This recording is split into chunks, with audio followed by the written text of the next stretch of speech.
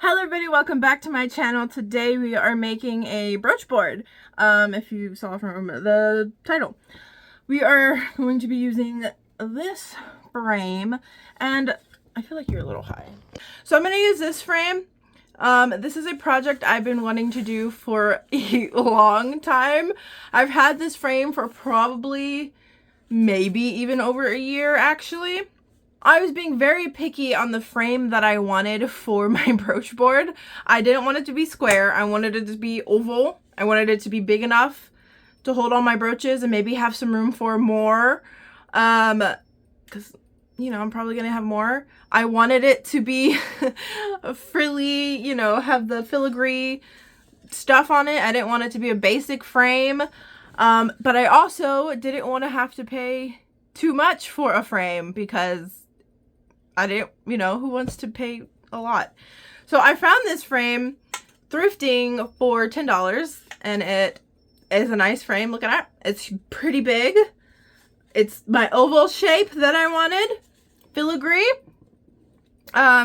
It has been painted over a few times. I noticed because I can see the paint. It was painted white at one point. It was painted silver, and then it was painted gold again. So this isn't the original gold on here. And so I got this thrifting for like $10, which I think is great for such a big frame, and I'm pretty sure it's a vintage frame. Ow! But the caveat to that is that there was no backing. There's no backing. There's no frame to it. I wonder if this was a mirror, actually. Now that I think about it. I don't know. But there's no backing, you know, no frame. It's, I mean, there's no backing. It's just the frame. And so I had to either find a backing or make one, because that's kind of, I need a back to be able to make a brooch board, right? You need your board. So I bought some wood for like $8 at Home Depot that I need to cut to make, you know, the right shape, which is probably another reason why I've been putting it off, because I have to cut it the shape. I'm finally gonna do it now. And yeah, I've been waiting forever to do this because my brooch, my drawer that holds all my brooches, it wouldn't close anymore. And I also want that drawer to be able to put all my sets. So my brooches that have earrings and necklaces and bracelets and stuff like that go together, I want it to be able to put it there because there's like little cuppies for it. And so I wanted to put my brooches somewhere else and for them to be displayed, because in the drawer, they're all stacked on top of each other. I don't know what brooches I have, and like to get the ones on the bottom, I have to take all the brooches out and whatever. So I wanted to be able to one, display them because I think I have some pretty brooches, and then two, be able to see them all so that I can pick a brooch and, you know, go about my day, because I feel like I don't wear brooches as much anymore because of my limited access to them, if that makes sense. So I've been waiting to do this. I'm pretty excited for it. So I'm going to go ahead and take you along the process with me, and I hope you enjoy. So let's get to it.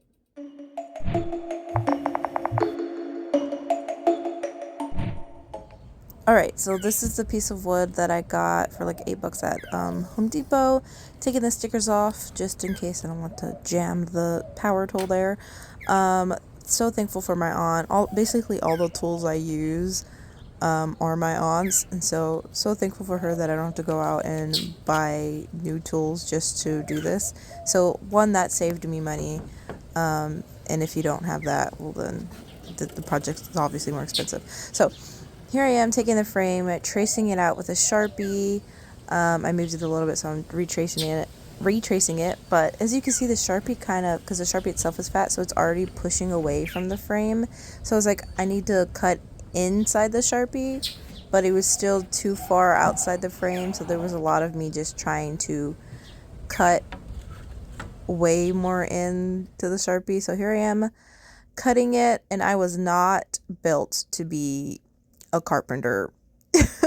I guess you're not supposed to, you know, cut towards your body, like putting my hand in front of it, but there was no way for me to keep the wood still and not flapping everywhere, and the table, you know, just, I didn't want to cut the metal table.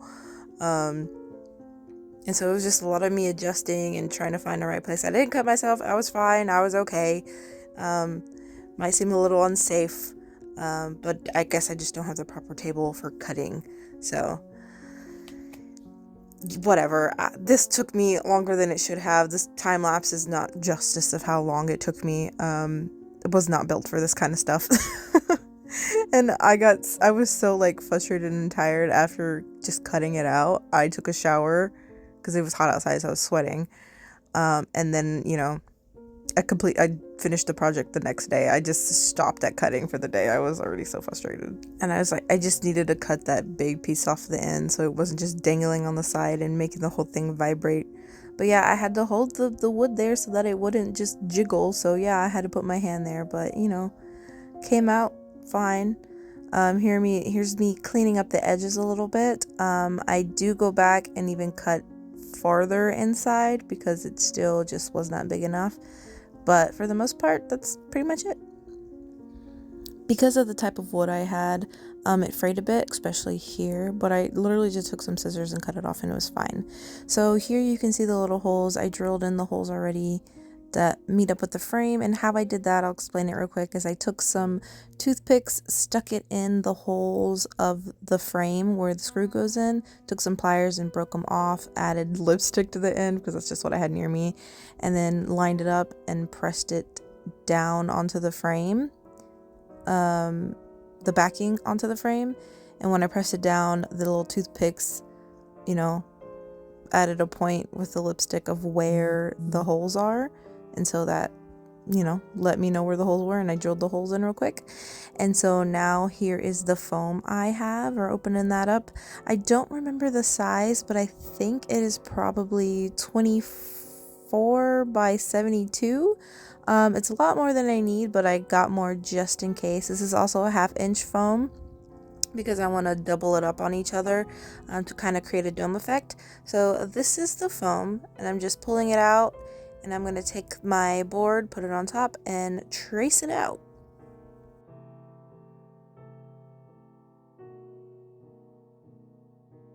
Once I trace the outside, I'm now tracing the inside of the frame, and that is because once I cut it out, I start to take the scissors and kind of cut diagonally on the edges of around the circle, and that is because so the frame can be closer to the back panel and that there's not so much foam in the way when I screw it down, so that it can kind of be flush against each other, but I still want to keep that volume in the middle. So this is me just, you know, messing with it. The cut job is very raggedy and not neat at all. So here's me trying to explain it. See, like when I push it down, there's all that foam there. It doesn't want to go down all the way, so I'm gonna cut the edges, like thin them out a bit, so see, like that, sideways, so that it can go down. I think you understand.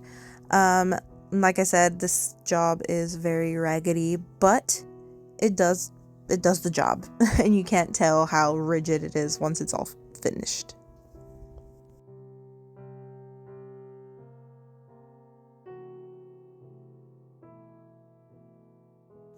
So now that my ends are all thinned out, I'm taking the frame and tracing the inside frame again, and then I'm taking a measuring tape and measuring 2 inches inside and making a little oval and then cutting that inside oval out.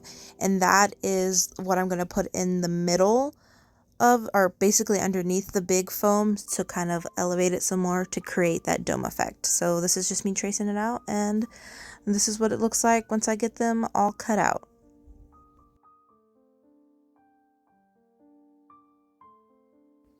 So I'm going to attach everything with spray adhesive, and I'm just going to demonstrate because I need to go outside to do it and I don't want to pull everything out to film it. So I'm just going to spray it down in the middle. Take my smaller piece and stick that in the middle, make sure that's pressed down good. Then I'm just spraying over that foam and then spraying around the frame. And then I'm going to take my second piece and push that down onto it, and yeah. this is what it looks like. I accidentally shifted it to the right a little bit more, as you can see all that wood on the left. So I had to cut off the extra foam on the right, and I'm still cutting it off because once you stick that stuff down, you cannot pick it back up. So here is the fabric that we're putting on top. I chose a burgundy red velvet. It's a stretchy velvet. And this is what it's gonna look like. And I was so excited. I was like, oh my gosh, I'm almost done. So, I just took this piece of fabric and just cut off what I needed.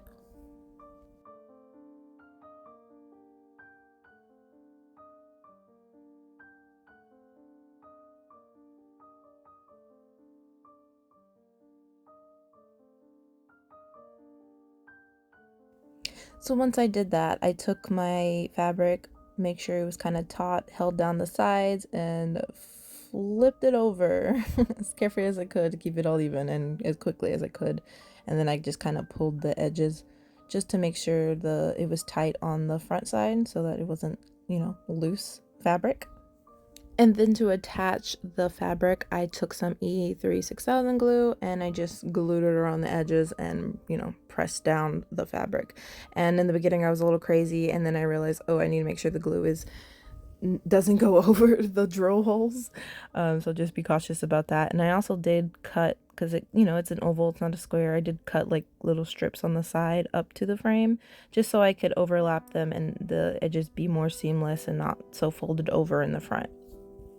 So yeah, that's all I did, just cut and glue down all the edges.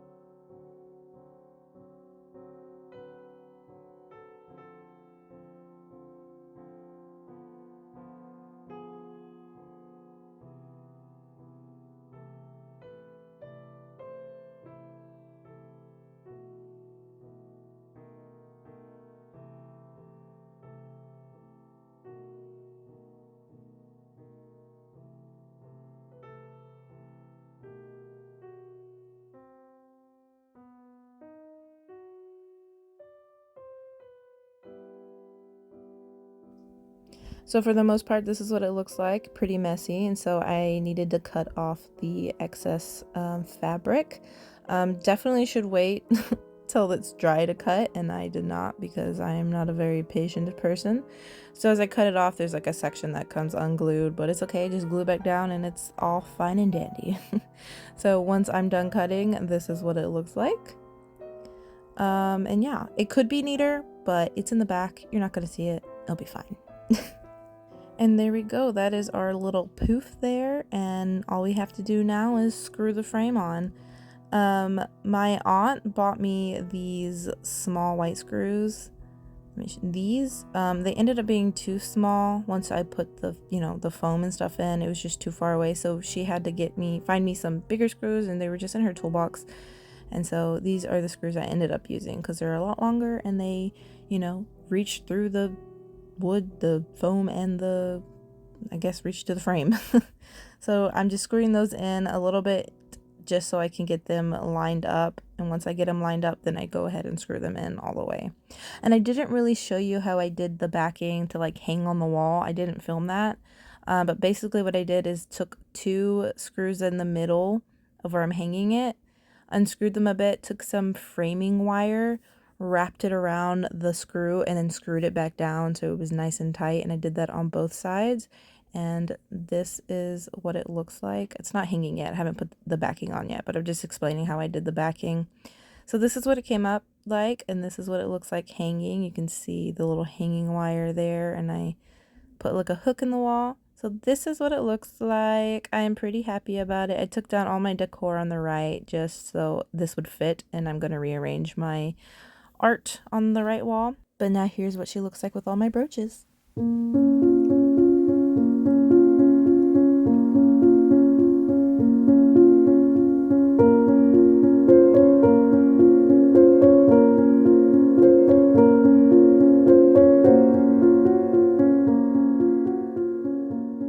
so sorry, I've got my Mexican dress here. But this is what she ended up looking like. I think it looks nice. Tried to organize it a little bit, like more of my florals are here, although there are still like flowers over here. More of my crystals are up here, although there are, you know, crystal-y things kind of everywhere. I thought this was big enough to hold all my brooches and have room for more. I was very, very mistaken.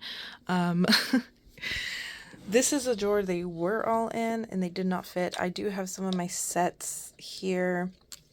These are my sets. This one I would probably have put on the brooch board, but I need to fix the pin in the back. It's like kind of squished. And then there's a few brooches in here, little cameos that were gifted to me by my best friend. These are modern brooches, so I didn't put them on the brooch board. I wanted most of my vintage stuff displayed, although I would love to display these because these are still really gorgeous. So I have those that didn't make it up there. In here, this is basically my Christmas drawer, so it is mainly all my Christmas stuff. So I have Christmas brooches that are in here that aren't hanging. There's some stuff in here that's not hanging. There's a few brooches in here that also aren't up there. And so, yeah. So not all of my brooches are up here, but a good majority of them are. And so I am thinking maybe to make a mini one that I could probably put up here, probably like half this size, where I could either put all my cameos on that board or all my sparkly ones on one board or all my flower ones on one board. I don't know, something like that. My art wall is in construction right now. I had to cover those. I don't entirely know what... Not everything is up here yet, so it is looking a bit bare, but I'll get it up here once I get it up here. I do like hanging some of my necklaces, especially ones like this. I just think these are a piece of art, and so she hangs up here. These probably won't stay here, they're just there for now. But yeah, that's it.